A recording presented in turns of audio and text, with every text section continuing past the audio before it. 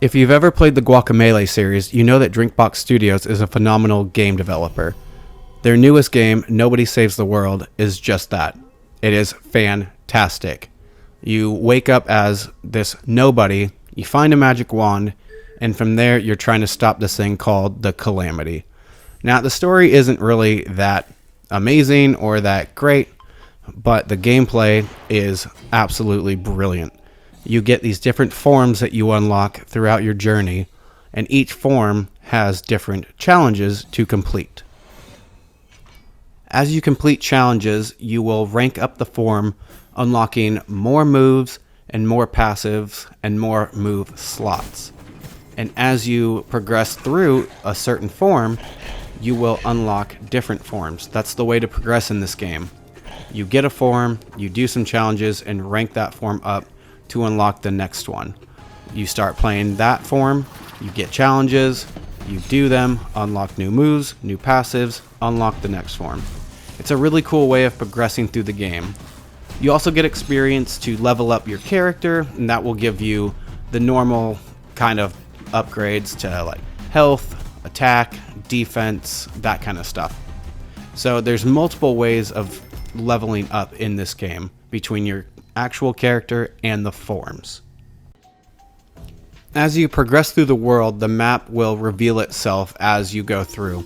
You'll find different dungeons and different story beats throughout the world. Each main dungeon that you have to complete requires a number of star wands. You get star wands through completing challenges and doing optional dungeons.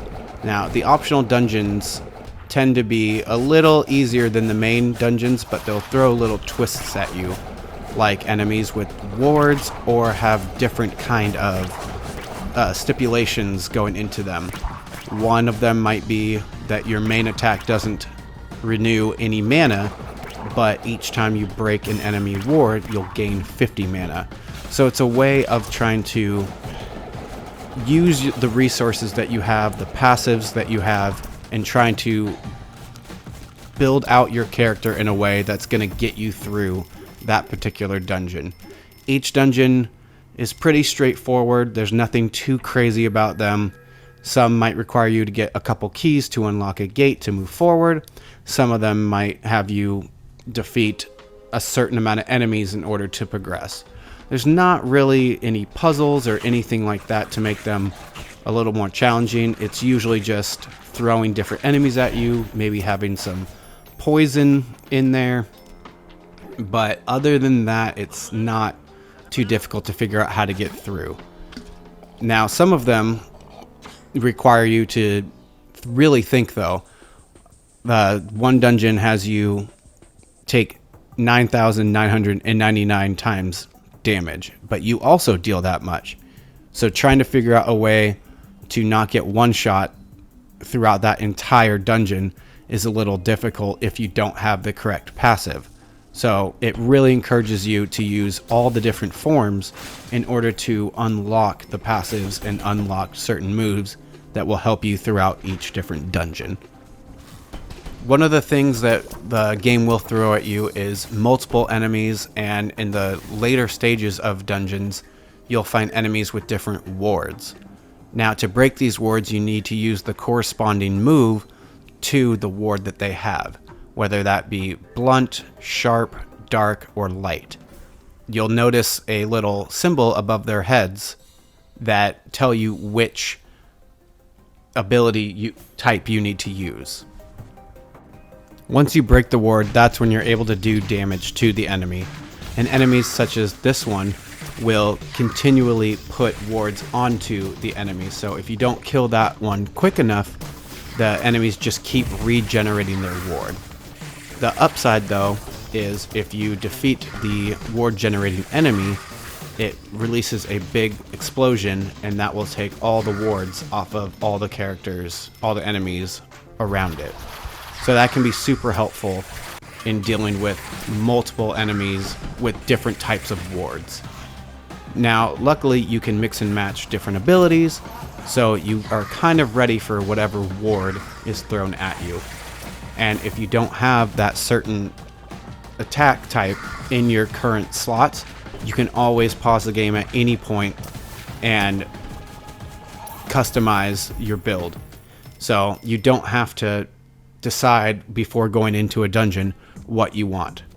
Some of the dungeons do restrict you in changing out different moves or different passives or even changing forms, but those are usually pretty few and far between and kind of reserved for New Game Plus. As you go around the world, you'll find these little mana fairies that increase your mana. There's 35 total. They're not super hard to find. Nothing is really difficult to find in this game. There's pretty much a form for everything you can encounter, whether that be the strong man who does really good, really strong blunt damage, or a mermaid that can go into the water and travel super duper fast. There's a bunch of different crazy forms that I would not have even thought of, but that's the beauty of Drinkbox Studios. They really think outside the box and give you all these different tools to play with. It's super fun. There's a couple different ways to restore health in the game. That can be picking up health items that enemies drop. That can be different passives that restore health based on the damage that you're doing. And same goes for mana. There's a bunch of different ways to restore mana in this game, whether that be from your base attack, restoring them, or getting a portion of mana back from the damage that you receive. It's all about balancing different special attacks with your normal attacks and trying to create a build that makes it so your health and your mana stay high at all times. Because if you run out of mana, all you have is your normal attack, and depending on your form, that could spell out trouble.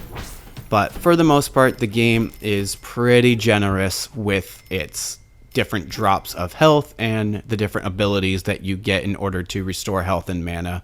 It's never really a question of if you're going to survive or not.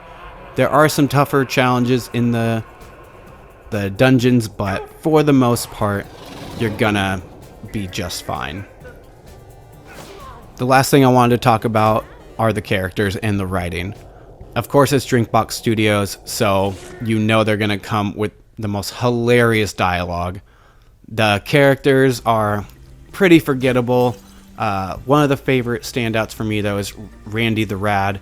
He's kind of this just super annoying guy who is trying to look for his master wizard, and he blames you for his disappearance and kind of pesters you throughout the game. He has a nice little story arc to end it off, and he's definitely the standout character. But what did you think of Nobody Saves the World? Let me know down below, and I'll see you guys next time.